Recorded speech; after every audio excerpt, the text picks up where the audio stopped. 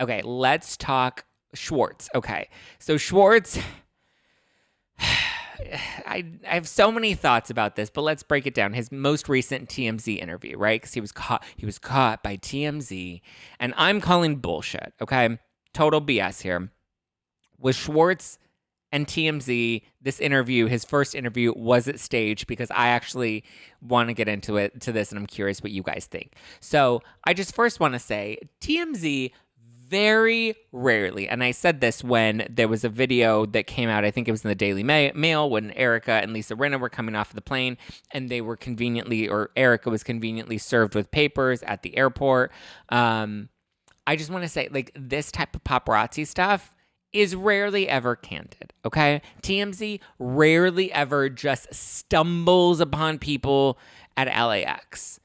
Like, it's just, like, that just doesn't happen because LAX is so damn huge, okay? But so we catch Schwartz in one of the terminals, unclear which one. It looked like American, possibly. But he's leaving the terminal, and there's a TMZ cameraman. He comes up to him and he starts asking him about the scandal of it all. And it's funny because he says that, Tom Sandoval has a profound sadness related to the scandal, and he feels horrible and he feels like a piece of shit, and he knows that he effed up. And Schwartz hopes that Ariana is living the good life and indulging. I'm like, yeah, because that's what you want to do, right? The second you get your heart broken by your best friend and your man of 9 years, like, the first thing you think of is like, yeah, let me indulge and live the good life. Unless you're Brandi Glanville and you're slashing Eddie Cibrian's tires and then using his credit card to get vaginal rejuvenation, I don't really know if there's much living the good life and indulging. Although she does look like she was indulging because Ariana was just seen in Mexico and she was at a wedding and she was dancing and she was living her best life. So good for her. But Tom says that he hasn't spoken to or seen Raquel since all of this happened. Unclear if that means I stopped talking to her when the scandal broke or I stopped talking to her when I found out about the affair. Like, which one is it? When did your loyalty to Raquel end? Was it when you found out that she was screwing Sandoval and you didn't endorse that and co-sign it? Or did you co-sign it until it was no longer convenient and you've now, like, withdrawn from seeing her or speaking to her because now she's scandalous, even though she was scandalous before, but now it's public? Like, when did you withdraw your friendship with Raquel? That's what I want to know. And was it your decision or was it hers? Is she distancing herself from everybody, or have you decided to distance yourself from her? And again, since you clearly found out before the scandal broke, when the rest of the cast found out, I want to know when your allegiance to her ended. So he says he hasn't spoken to her or seen her. When asked about how or when he found out about it, like when asked more details about all of that, he said it's complicated. So what's complicated? Like, did you know or did you not know? And when? Like, it's pretty simple. I found out in December. I found out after the New Year. I found out in New York. I found out back in September. I saw them make out at the opening of Schwartz and Sandy's. I don't know. I found out when I thought we were cool and we had a threesome and everything was good. I don't know. Give us a timeline. Give us a time frame. This is all speculation. I don't know when he actually found out, other than I've heard that it was a month before everything broke, which seemed right around the time of the premiere of Vanderpump Rules. But, like, he knows when he found out, and he knows how he found out, and he knows when. Like, I don't get what part is complicated. The only thing that's complicated is if you were complicit in keeping this secret. Then that makes it complicated because then you were deceiving people. Then you were part of the lie. Then you were part of the big scheme. Did they use you as a beard, or were you actually involved in this? And how far involved in this were you? And how long were you going to keep it up? I have questions. If you're going to do an interview with TMZ, I have questions. He says to wait for it to play out on the show. I'm very curious, but listen, I'm going to have this list of questions, and I'm going to be sitting there watching the TV, and I'm going to be writing them in. I'm going to have my bingo card ready with all my questions answered, and when I get bingo, I'm going to say ding, ding, ding. Okay, Tom came clean, but until then, I'm going to have questions, and I'm going to continue to ask them, Schwartzy. I love Schwartz. I love me some Schwartz. I've always loved Schwartzy more than I've liked Sandoval. And listen, I've had both Schwartz and Sandoval in my show last year at the Bourbon Room when we did the live podcast taping. They were great. I've had Sandoval on the show. I've supported and promoted their Tom's Good Love and Whiskey. I've gone to Tom Sandoval's shows, the Tom and the Most Extras. My feelings towards them are a little differently. I don't hate the player. I hate the games that they were playing. You know what I mean? Like, I also don't hate, well, I've never liked Raquel. Let's be clear. I never, never liked Raquel. I mean, now I like her even less, but my judgment towards them, let's be very clear, my judgment is toward their actions, not towards them as people. And I think we also need to reframe that. We can be upset with their actions without necessarily crucifying them as people, right? So yeah, I'm not a fan and did not love this interview. When it comes to Scheana and like the whole Scheana versus Raquel thing, he says that he hasn't talked to Scheana about the alleged punch, which I think is a smart answer to give because he's keeping himself out of it so that he might not have to be subpoenaed or like have to testify should they ever need or want him to testify to, you know, see if he heard anything or whatever the case may be. And he's also protecting Scheana, which I think is smart as well. So he's trying to keep his hands clean and make sure he doesn't add further damage to Scheana, like LVP. LVP straight up had no loyalty. When she went on Watch What Happens Live, she like dragged everybody. When Andy Cohen's like, what do you think about Lisa Vander, or what do you think about Scheana punching Raquel, the allegations that Scheana punched Raquel? And Lisa's like, well, I think she slapped her. I think she absolutely slapped her, and she should. She's loyal to Ariana. And people are like, that's Lisa confirming that it happened. That's called speculation. That's not called confirmation, okay?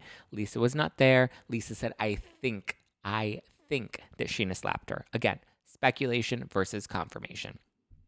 But so here's Schwartz, and he's trying to not muddy any waters, ruffle any feathers, but he quickly pivots over. He doesn't want to talk about the Scheana Raquel stuff, so he quickly pivots over to like, oh my God, I just don't like the negative impact that this is having on our businesses.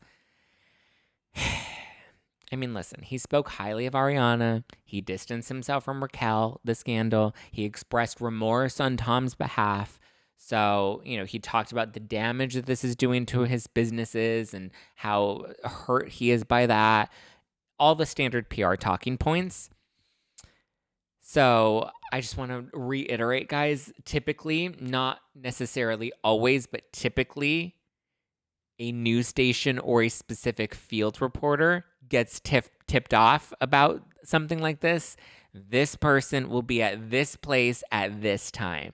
Make sure you're there with the camera ready, right? Because generally, like, think about it. You have to know what airline that the celeb or the person is going to be at, right? You have to know what time that they're landing. You have to know what plane that they're on, so you know if the plane's going to be delayed. You have to know what terminal they're going to be at, because some airlines have multiple terminals. Some of them have you know, a variety of entrances. So you have to know exactly where they're going to be at what time in order to capture them.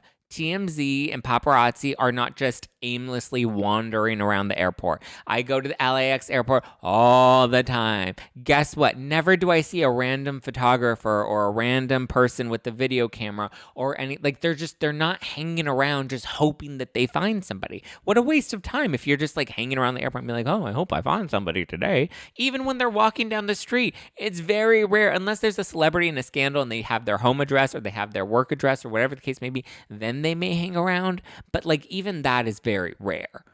Very rare. Like nobody was just hanging around at LAX. Do you know how big LAX is? Even if someone tips off TMZ and says, oh my God, TMZ, I just saw Tom Schwartz at the airport. By the time a reporter then gets to LAX, Schwartz is going to be gone.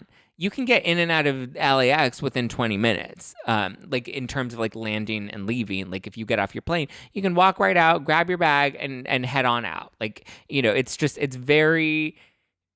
would be very challenging for them to randomly come across him. The number of terminals and gates and airlines, like it's even hard getting through to your terminal because of the traffic jam to get into LAX. Like that's tough. You always have to plan for like an extra 30 minutes of just traffic jam at LAX and getting from Terminal 1 to whatever terminal you're trying to get into. It's not convenient. So a reporter's not going to randomly just stumble upon it, right? Then he has preset questions that are basically baiting Schwartz to like, you know, telling him what to say and what to answer and what juicy bits to get out of him. And listen, typically how it works is a rep will call up a news station, TMZ, whoever, Daily Mail, or just like a freelancer, say, hey, this person is going to be at this place at this time, but you can only interview them if you ask them these questions. Make sure you touch on these talking points and it's yours. And of course, the reporter or whoever is going to want to abide by those rules because they want to get tipped off more in the future. It's a whole system and game. It's a whole song and dance. And so, they're like, these are the questions. This is the message that we're trying to get across. You get the exclusive as long as you stick to the script. And once you stick to the script, you're solid, right?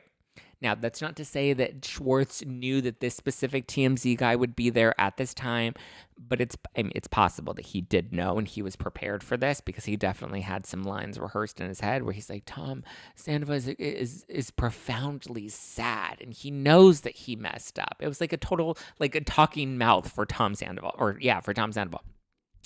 But it isn't always the actual talent that tips off TMZ. Sometimes it's somebody on their rep, whoever has access to like their flight info and can text them when like, hey, did you land? Yeah, I just landed. Okay, cool. And then they can be like, okay, here's when they can be like, okay, their plane lands between 4 and 4:30, expect to capture them. And then, Tom will text his publicist or whatever. And the publicist was like, okay, he just landed. He's going to grab his bags. He's walking out of this gate or whatever. Somebody else can set that up for them. And it's possible that a lot of times the talent isn't aware of that. And it's usually either like management or PR or whatever it is that's trying to just make sure they're back in good graces. And like, it's smart, right? Like, we need to salvage Schwartz's image because there's a lot of speculation out there about him and when he knew and all of that sort of stuff. So at least right now, if we give him his first interview, we make him look endearing. We have him say that he's distanced himself from Raquel. He can express remorse on Tom Sandoval, who can't express remorse right now because he can't do any interviews right now. We can have him give kudos to Ariana for being so strong and being supportive of her because everybody loves Ariana right now because she was done wrong. Like, it was just, and then we talk about the businesses, right? And, oh, you're ruining our businesses. You're hurting our businesses. It makes me so sad. All of the standard talking points. It felt staged to me. He's working double time while Sandy gets to just like smoke a bowl and chill. So the Toms, they're in a mess. Ariana definitely seems to be indulging. Like I said, she was spotted in Mexico at a wedding, living her best life as she should. So let me know what you guys think. Do you think that the TMZ interview was staged? If you watched it and you didn't think that it was staged, I suggest you rewatch it, listen to some of the things that he says, some of the questions that are asked, and just kind of, keep these PR stunts in the back of your mind for future reference.